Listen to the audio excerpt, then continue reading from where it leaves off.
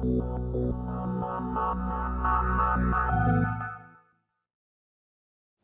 everyone, and welcome back to QiTV, Quality Inventions TV Network.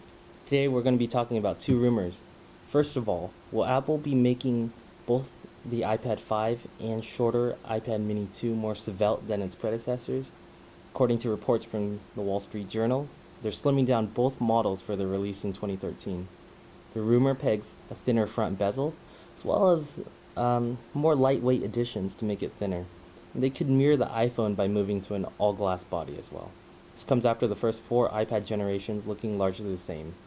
Apple's had difficulty in shrinking the full-size iPad any further due to the fact that the bulk of the tablet's innards are taken up by a battery. So until they actually come up with a thinner and more efficient battery source, they're going to have to wait until lithium-ion has run its course. That leaves iPad to target the front face material as the only place left that it can eliminate bulk. And it also means that the iPad mini 2 and the iPad 5 could both look substantially different from the front. The company's obsession with making its mobile devices ever thinner and lighter dates back to at least a decade.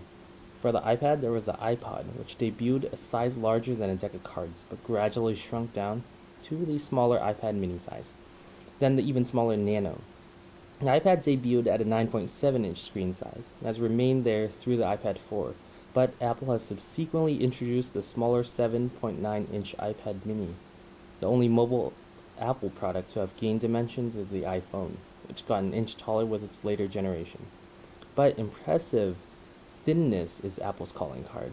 So its obsession here means that the acrylic front face and familiar look of the iPad could be on their way out as the iPad mini 2 and iPad 5 release dates are looming ever closer.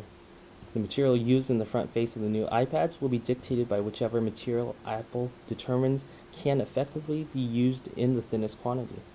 Now, they use aluminum for the shells of their MacBook laptops, but metal scratch is relatively easy and may not prove suitable for the front face of handheld devices. Sleeves the Gorilla Glass currently used in the front and rear faces of the most recent 3 iPhone generations. Those iPhone models have also been vastly thinner and lighter than their acrylic predecessors.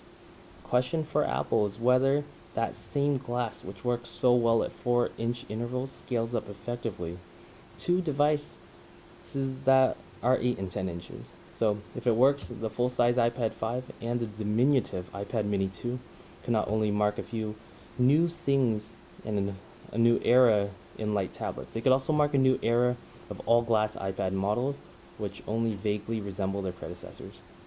Now, according to Device.com, Microsoft will also attack the iPad mini with its own 7-inch Surface tablet. Although the critical reception to the Microsoft Surface tablet has been mixed, no one can deny that the company's new operating system and hardware make a valiant attempt to competing in an already crowded tablet market.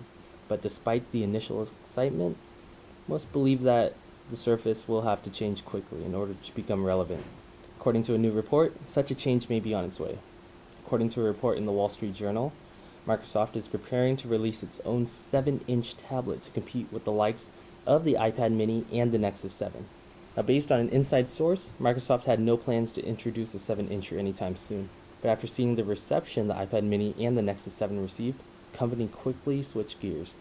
Unfortunately, simply changing gears may not be enough. I had the opportunity to put the device to its paces last month, and the experience, while very interesting, mostly left me with questions about the device's viability. As a tablet, the versions of the current Surface, RT and Pro, were just too heavy to hold in one hand for any length of time. And yeah, my hands are pretty big. But also the kickstand may work for a table setup, but if you want to keep it in your lap, it's a bit weird given the 16:9 aspect ratio.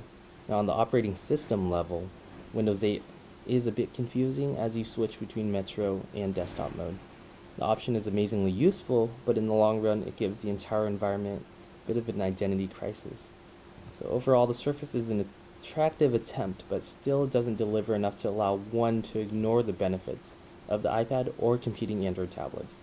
However, if Microsoft can deliver the Surface experience in a lighter, thinner form factor and at a decent price point, then there's actually a good chance that such a device could be the key to getting more longtime Windows users to adopt the device as their primary mobile computing solution. right? It's a lot to think about. So if you guys have any comments, just leave them below. And this was today's QiTV report. I'm Peter Nguyen, and peace out.